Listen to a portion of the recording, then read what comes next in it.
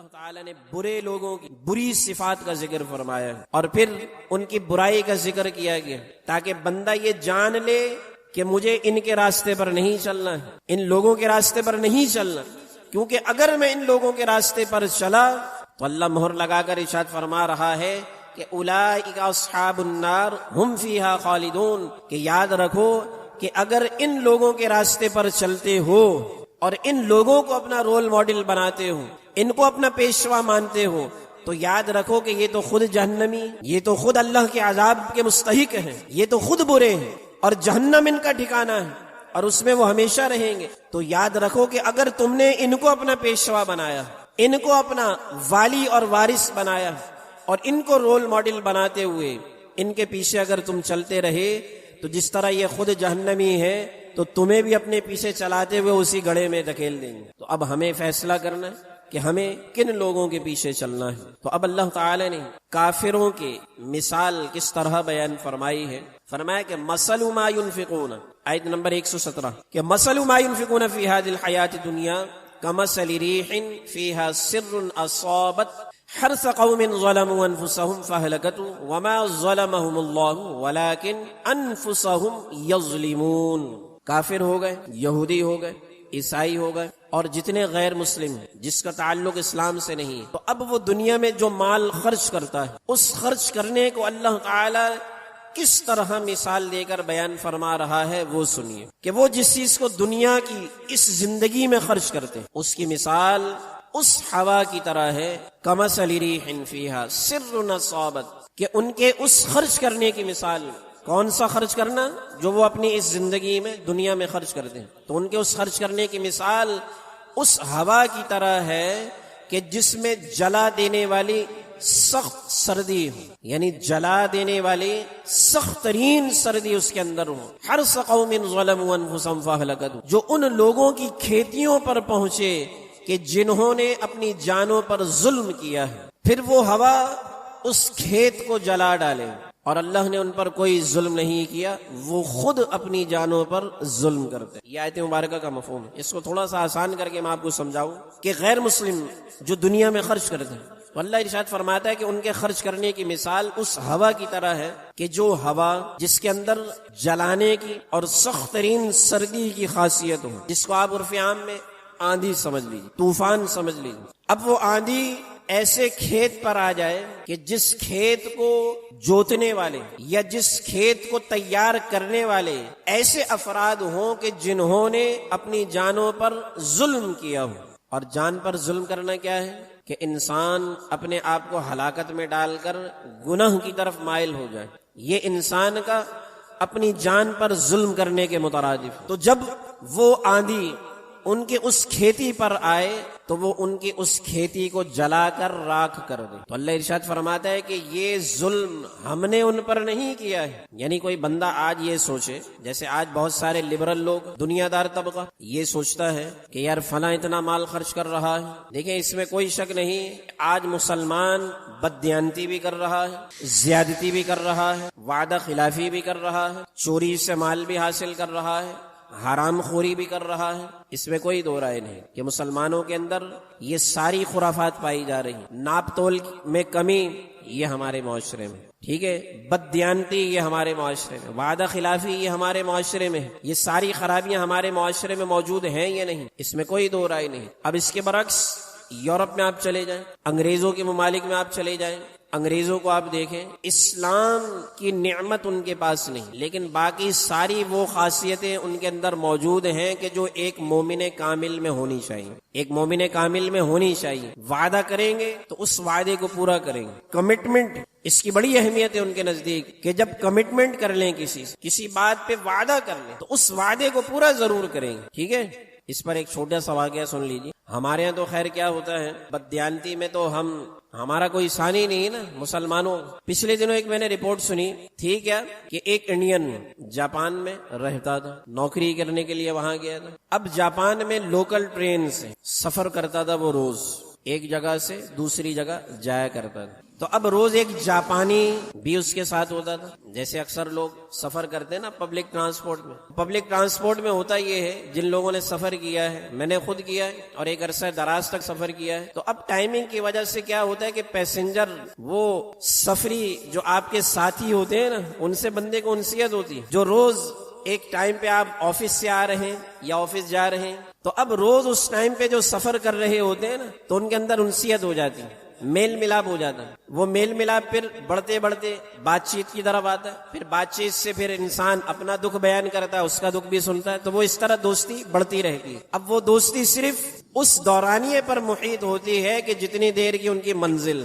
وہ اپنی منزل یا اپنی منزل. ٹھیک ہے. تو اب ایک انڈین لوکل ٹرین سے، جاپان میں نوکری کرتا تھا نا، تو لوکل ٹرین سے سفر کرتا، تو ایک جاپانی بھی اس کے ساتھ ہم سفر ہوتا تھا روز اس کی ٹائمنگ پر. تو ایک دفعہ کیا ہوا کہ اس جاپانی نے 100 ین وہاں پر چلتا ہے، جو وہاں کی کرنسی ہے ین، 100 ین اس نے ادھار مانگے. تو اب چونکہ ایک روز کا معاملہ تھا، روز ملاقات ہوتی، تو انڈین نے اس کو دے دیے 100 ین. اب جب دیے تو اگلے دن وہ غائب ہو گیا. روز آتا تھا، ایک عرصہ دراز سے ملاقات ہو رہی تھی ٹرین میں، لیکن اس کے بعد پھر ملاقات نہیں. اب ایک دن، 2 دن، 3 دن، 4 دن، 5 دن، کئی دن گزر گئے، وہ آ ہی نہیں رہا. تو اب ایک دوسرا بندہ، وہ بھی وہی ٹائمنگ تھی، اس نے دیکھا کہ یار یہ کچھ دن سے پریشان نظر آ رہا ہے اور اس کی نظریں کسی کو ڈھونڈتی ہیں. تو اس نے پوچھا کہ یار کیا معاملہ ہے. تو اس نے بتایا کہ ایسے ایسے وہ ہمارے ساتھ جو سفر کرتا تھا، اس نے 100 ین مجھ سے ادھار لیے تھے اور کہا تھا میں دے دوں گا، بس وہ دن ہے اور آج کا دن ہے کہ وہ اس کے بعد نظر ہی نہیں آیا. تو اب آپ اور میں کیا سوچ رہے ہوں گے بتائیے ذرا. ابھی پتہ چل جائے گا ہماری ذہنیت کہاں جا رہی ہے. ہماری سوچ یہی جا رہی ہے کہ وہ لے کے غائب ہو گیا، یہی جا رہی ہے نا، کیونکہ ہم اپنے معاشرے میں یہی چیزیں دیکھتے، لیکن وہاں ایسا معاملہ نہیں تھا. اب جو دوسرا جاپانی تھا نا، اس نے فوراً 100 ین اپنی جیب سے نکالے اور اس کو دیے. اب انڈین نے کہا کہ یار یہ میں نے آپ سے تھوڑی لیے جو میں آپ سے واپسی لوں. کہا کہ بے شک آپ نے مجھ سے نہیں لیے، لیکن میں جاپانی ہوں، وہ بھی جاپانی ہے. میں یہ 100 ین آپ کو صرف اس لیے دے رہا ہوں کہ کل کو آپ اپنے ملک میں جا کر یہ نہ بتاؤ کہ یار ایک جاپانی نے میرے 100 ین لے کر فرار ہو گیا. میں اپنے ملک پر یہ ٹھپا بھی نہیں لگنے دے سکتا کہ جاپانی وعدہ خلاف ہوتے ہیں یا بددیانت ہوتے ہیں. تو اس نے کہا کہ بھائی ہو سکتا ہے وہ کسی مصیبت میں ہو سکتا ہے وہ مر گیا ہو، یہ الفاظ بھی دے اسے کہ ہو سکتا ہے وہ مر گیا ہو یا ہو سکتا ہے وہ کسی مصیبت میں ہو، لیکن جاپانی کسی کو دھوکہ نہیں دیتے. کہا کہ میں صرف اس بیس پر آپ کو یہ 100 ین اس کی طرف سے لوٹا رہا ہوں. تو یہ خاصیت غیر مسلم قوموں میں ہے. اور ہمارے یہاں کا حال کیا ہے؟ ہم تو ایسی خبریں سن کر بھی یہی سوچتے ہیں نا کہ ہو سکتا ہے وہ لے کے بھاگ گیا ہو. چونکہ ہم یہی کرتے یا خود نہیں کرتے ہو تو ہمارے معاشرے میں یہی ہوتا ہے. تو چونکہ ہمارے معاشرے میں جیسا ہو رہا ہے تو ہماری عقل کے جو گھوڑے ہیں وہ وہیں تک جاتے ہیں، ہم وہیں تک سوچتے ہیں، اس سے آگے کا نہیں سوچ رہے. تو اب وہ قومیں بڑی ویل ایجوکیٹڈ، تربیت یافتہ قومیں، صرف کیا ہے دین کی کمی. یقین جانیے کہ اگر دین بھی ان کے اوپر آ جائے نا تو آپ سوچیں کہ وہ ایسے مومن بن کے دنیا کے سامنے نکلیں گے کہ ہم اور آپ اس کا تصور بھی نہیں کر سکتے. ہم اور آپ اس کا تصور بھی نہیں کر سکتے. ہمارے ہاں تو بددیانتی اس حد تک پہنچی ہوئی ہے کہ ہم اللہ اور اس کے رسول صلی اللہ علیہ وآلہ وسلم کا نام بھی جھوٹ کے لینے میں ان ناموں کا سہارا لے رہے ہو. قسم جھوٹ بولنے کے طور پر قسم دی جا رہی ہے، اللہ کی قسم، رسول کی قسم، قرآن کی قسم. اور کرنا کیا ہے؟ جھوٹ، بددیانتی کرنی ہو، لیکن اللہ اور اس کے رسول صلی اللہ علیہ وآلہ وسلم کا نام لیا جاتا. تو ہم کتنے حد تک گر چکے، بہت بڑے لیول پر ضرورت ہے ہمیں اپنی اصلاح کرنے کی. تو بہرحال ابھی کا موضوع کیا ہے کہ وہ جو بھی نیک اعمال کریں تو اللہ تعالیٰ ان کے نیک اعمال کا بدلہ دنیا میں تو دے گا اور دے رہا ہے. یہی وجہ ہے نا کہ آپ ان ممالک کو دیکھیں کتنے ویل ڈیزائن، ویل سیٹ، ترقی یافتہ، جدت سے بھرپور ان ملکوں کا حال. اور ہمارے یہاں کا حال کیا ہے؟ کچرا بھی خود اٹھانا اپنے خرچے پہ، سڑک پر چلنے کا ٹیکس بھی دینا آپ نے، ٹھیک ہے، اسکول کی فیسیں بھی خود بھرنی، بیمار ہو جائیں تو دوائیاں بھی خود خریدنی. جبکہ ان ممالک میں تعلیم فری، صحت فری. اگر وہ ٹیکس لیتے ہیں تو وہ ٹیکس ریٹرن بھی کرتے ہیں اپنی قوم کو، لیکن ہمارے یہاں بالکل الٹی چال چل رہی. تو اگر یہ سارے کام ہم نے ہی کرنے ہیں تو پھر پورا ملک بھی ہم ہی لوگ چلا لیں. تو بہرحال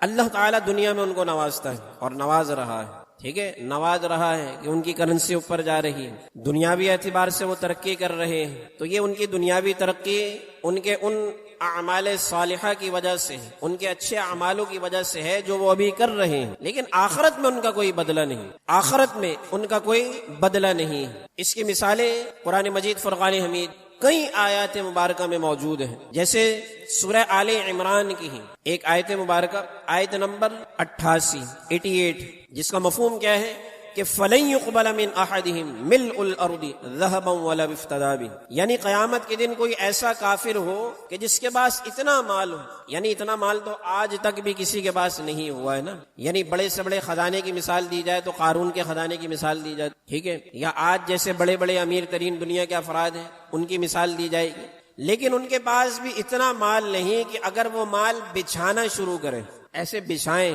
یہ ایسے نوٹ بچھانا شروع کریں تو اتنے ان کے پاس مال اور دولت ہو کہ ان کا مال پوری زمین کو گھیر لے، اتنا مال ہوگا؟ نہیں ہوگا نا،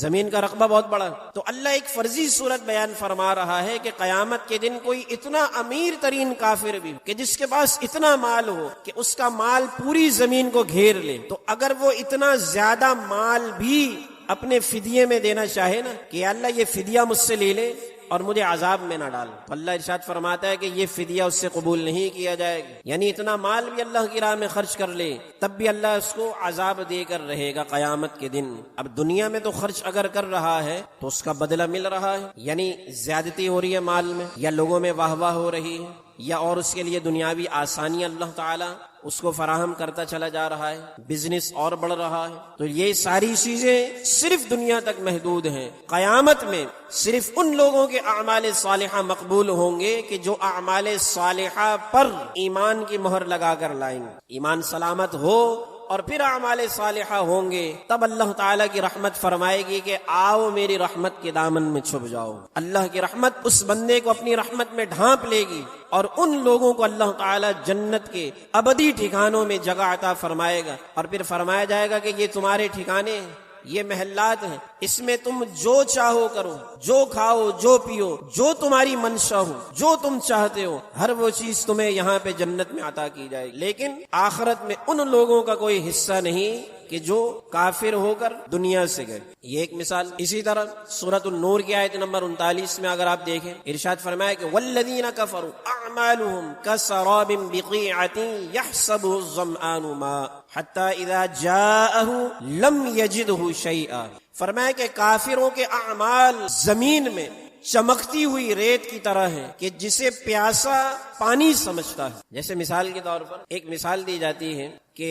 آپ نے کبھی ریگستان میں سفر کیا ہو، تو اب کیا ہوتا ہے، صحرا میں جیسے دور سے بندہ دیکھ رہا ہو نا، تو سورج جب ریت پر پڑتا ہے نا تو ریت کی چمک دور سے دیکھنے والے کو ایسے لگتی ہے کہ جیسے پانی ہے، یہ اس کا دھوکہ ہوتا ہے، ٹھیک ہے نا، یہ اس ریت کی چمک کا دھوکہ ہوتا ہے۔ اب بندہ جب پانی سمجھ کے قریب جائے گا تو پتہ چلے گا پانی تو یہاں ہے ہی نہیں، یہ تو سورج کی روشنی کی وجہ سے ریت کی چمک مجھے پانی نظر آ رہی۔ اب پھر مزید اس کو بہت دور اس چمک کی وجہ سے پانی نظر آ رہا ہو، جب وہ مزید قریب جائے گا وہاں پھر ریت ہوگی۔ تو اللہ تعالیٰ کافروں کے اعمال کی مثال کس طرح بیان فرما رہا ہے کہ کافروں کا عمل، اچھا عمل ایسا ہی ہے کہ جیسے زمین میں چمکتی ہوئی ریت کی طرح کہ جسے پیاسا پانی سمجھتا ہے، جسے پیاسا پانی سمجھ رہا ہوتا ہے، حتیٰ کہ جب وہ اس کے پاس آیا تو اسے کچھ بھی نہ پایا۔ یہ اللہ قرآن میں مثال دے رہا ہے سورۃ النور میں۔ تو کافروں کا معاملہ بھی یہی۔ تو اب وہ دنیا میں لاکھوں کروڑوں اربوں روپے خرچ کر کے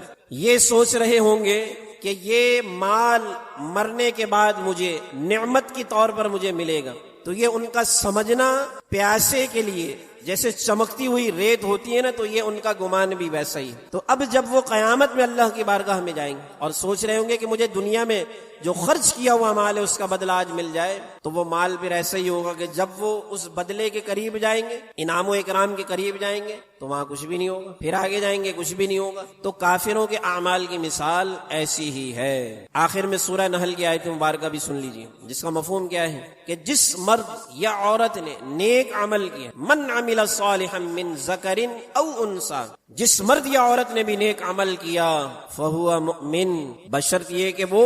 مومن ہو، تو اللہ ارشاد فرماتا ہے فَلَنُحْيِيَنَّهُ حَيَاةً طَيِّبَةً، ہم اس کو ضرور پاکیزہ زندگی کے ساتھ زندہ رکھیں گے۔ کتنی افضل بات اللہ نے ارشاد فرمائی ہے، اگر آپ اس کی گہرائی کو سمجھیں تو بہت بڑی بات اللہ تعالیٰ نے ارشاد فرمائی۔ ایک یہ کہ زندہ رکھا جائے گا، نہیں صرف زندہ نہیں رکھا جائے گا، اللہ ارشاد فرماتا ہے کہ پاکیزہ زندگی کے ساتھ زندہ رکھا جائے گا۔ اب پاکیزہ زندگی صرف جنت کی زندگی، ٹھیک ہے، وہاں پر آپ جتنا بھی کھا لیں آپ کو حاجت نہیں ہو، اس سے بڑھ کر پاکیزگی کیا ہوگی؟ کہ آج ہم دنیا میں کھاتے ہیں تو ایک ٹینشن ہوتی ہے نا کہ ایک حاجت، قضائے حاجت، ایک اللہ نے جو سلسلہ رکھا ہے کہ اس کام کو سر انجام دینا، اور یہی ابھی میں سفر کی بات کر رہا تھا تو کہیں سفر پہ چلے جائیں تو یہ ایک بہت بڑی ٹینشن ہوتی ہے۔ باہر ممالک میں اس چیز کا بھی بڑا خیال رکھا جاتا ہے کہ پبلک باتھ روم ہر 1 کلومیٹر 1.5 سے 2 کلومیٹر پر پبلک باتھ روم بنائے جاتے ہیں۔ کیوں؟ کیونکہ یہ انسان کی بیسک ضرورت ہے نا، اس میں گورا کالا، یہودی عیسائی، مرد عورت، اس میں سب برابر، کیونکہ یہ انسان کی بیسک ضرورت ہے۔ تو بہرحال اللہ ارشاد فرماتا ہے کہ ہم ان کو نہ صرف زندہ رکھیں گے بلکہ پاکیزہ زندگی کے ساتھ زندہ رکھیں۔ آپ جتنا بھی وہاں جنت میں کھا لیں حاجت نہیں ہوگی۔ پھر ہم نے دوپہر کا کھانا کھا لیا، اب ہر انسان کی ایک لمٹ ہے نا، وہاں تک کھانے کے بعد انسان کہتا ہے بس اب اور حاجت نہیں ہے کھانے کی۔ جنت میں یہ چیز بھی نہیں ہوگی، آپ نے ایک نعمت کھائی آپ سیراب ہو گئے، تھوڑا سا آگے چلے دوسرے باغ میں داخل ہوئے تو دیکھا کہ یار یہ نعمت بھی پسند آ رہی ہے، یہ پھل بھی بڑا خوبصورت لگ رہا ہے، اس کی خوشبو بھی مائل کر رہی ہے اپنی طرف، تو اب دل ہوا کہ یار یہ بھی کھا لوں میں، تو آپ وہ بھی کھا سکتے ہیں۔ پھر آگے تیسرے باغ میں چلے گئے، آپ سوچے نا یہ منظر تھوڑا سا کہ ہم ایک باغ سے ٹہل رہے ہیں، ایک باغ سے نکلے پھر دوسرے کے باغ میں چلے گئے، پھر وہاں سے تیسرے باغ میں، کہ ہر طرف خوشے لٹک رہے ہیں، ٹھیک ہے، تو اب ایک باغ سے ایک نعمت کھا کر نکلے اور پھر ہوا کہ یار یہ بھی کھا لوں، تو آپ وہ بھی کھا سکیں گے، یہ پاکیزہ نعمت۔ تو وہاں پر کوئی کسی قسم کے انسان کو حاجت نہیں ہوگی۔ تو یہ پاکیزہ زندگی اللہ کب عطا فرمائے گا؟ یہ تسلسل دیکھیے آیت کا، اللہ ارشاد فرماتا ہے کہ جو مرد یا عورت اعمال صالحہ کا، یہ پہلی کیٹیگری، وہو مؤمن، ارشاد فرمایا کہ بشرط یہ کہ ان کے اعمال صالحہ اس حال میں ہو کہ وہ مومن ہو، اس حال میں ہونے چاہیے کہ وہ مومن ہو، تب اللہ تعالی ارشاد فرما رہا ہے کہ ہم ان کو ایسی پاکیزہ زندگی کے ساتھ ضرور زندہ رکھیں گے اور ہم ان کے بہترین کاموں کو ان کا ضرور اجر عطا کریں گے۔ تو پوری گفتگو کا لب لباب کیا ہے کہ اللہ کی بارگاہ میں اعمال صالحہ کب مقبول ہیں؟ جب ایمان کی دولت سلامت ہے۔ اور آج جس فتنہ پرور دور میں ہم زندگی گزار رہے ہیں، اعمال صالحہ کی کسی کو فکر نہیں۔ آج شیطان گھات لگا کر ہمارے ایمان کو چوری کرنا چاہتا ہے، ہمارے ایمان کو کسی طرح خراب کرنا چاہتا ہے، طرح طرح کے فتنے ہمارے سامنے آتے ہیں۔ کبھی کوئی فتنے کی بات سن کر ہم نماز کے معاملے میں شک میں پڑ جاتے ہیں، کبھی کسی عقیدے میں شک میں پڑ جاتے ہیں۔ یہ شکوک و شبہات پیدا کرنا ہی اس بات کی علامت ہے کہ اگر ہم اس پر قابو نہ پائیں تو نتیجہ یہی نکلتا ہے کہ ایک وقت آتا ہے کہ ہم ایمان سے ہاتھ دھو بیٹھتے۔ ہمارے یہی ہوتا ہے نا کہ جس عمل کا ہمیں بڑا خوف ہو، اگر اللہ اپنی رحمت کی وجہ سے، اور یہ اللہ کی رحمت یہی ہے کہ جو اللہ بندے کو فوراً پکڑتا نہیں، لیکن شیطان یہی وسوسہ ڈال دے، اور ڈالتا بھی ہے کہ ہم یہ سوچتے ہیں کہ یار پکڑ نہیں ہوئی، ایک مرتبہ کرنے پر کچھ نہیں ہوا، چلو دوسری مرتبہ کر لو، پھر دوسری مرتبہ بھی کچھ نہیں ہوا، تیسری دفعہ کر لو۔ پکڑے جانے کا ہمیں بڑا خوف ہوتا ہے نا۔ چور کا جو دل بڑھتا ہے وہ اسی وجہ سے کہ ایک دفعہ چوری کی، پکڑا نہیں گیا، دل کھل جاتا، پھر کی، پھر نہیں پکڑا گیا، پھر مزید کھل گیا، پھر تیسری مرتبہ کھل گیا، پھر پکڑا گیا اور سزا دیے بغیر رہا کر دیا گیا تو پھر تو اس کا دل اور زیادہ کھل جاتا۔ تو ہمارا معاملہ یہی، ہم بعض دفعہ سوچتے ہیں کہ شاید عذاب جسمانی عذاب ہی ہے، کہ ہمارا منہ ٹیڑھا ہو جائے گا، ہماری سماعت بند ہو جائے گی، یا ہم بینائی کھو دیں گے، ٹھیک ہے، یا ہمیں ہارٹ اٹیک آ جائے گا، یا ہم لنگڑے ہو جائیں گے، یا بازو میں فریکچر ہو جائے گا۔ ہم یہ جسمانی عذاب کو ہی عذاب سمجھ رہے ہوتے، تو بعض دفعہ یہ عذاب اللہ کی طرف سے نہیں آتا۔ اگر بندہ اتنے گناہ میں پڑ گیا اور پھر اللہ کی بارگاہ میں حاضر نہیں ہو رہا، اللہ سجدوں کی توفیق نہیں دے رہا، تو یہ بھی ایک طرح کا عذاب ہے کہ اللہ تعالیٰ نے اس بندے سے سجدے کی توفیق ہی چھین لی۔ اللہ نے اس بات کو پسند ہی نہیں کیا کہ یہ بندہ میری بارگاہ میں حاضر ہو، اس سے بڑا عذاب اور کیا ہوگا؟ تو یہ چیزیں ہوتی ہیں غور کرنے کی۔ اللہ کی بارگاہ میں دعا کرتے ہیں ایمان کی سلامتی کے ساتھ اعمال صالحہ کی توفیق عطا فرمائے۔ وآخر دعوانا ان الحمد للہ رب العالمین۔